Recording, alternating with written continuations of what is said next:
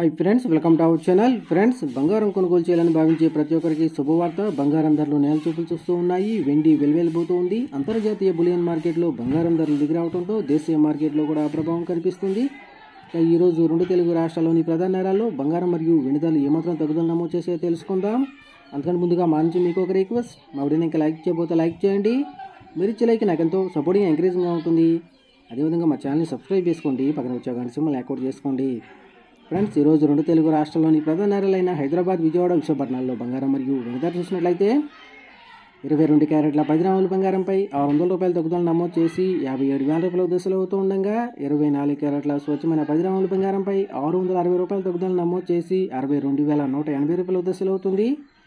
అలాగే 18 క్యారెట్ల 10 గ్రాముల బంగారంపై 490 రూపాయల తగ్గుదల నమోదు చేసి 46,640 రూపాయల దశలు అవుతూ ఉండగా, 1 కేజీ వెండిపై 1,500 రూపాయల తగ్గుదల నమోదు చేసి 75,500 రూపాయల దశలు అవుతుంది. ఫ్రెండ్స్,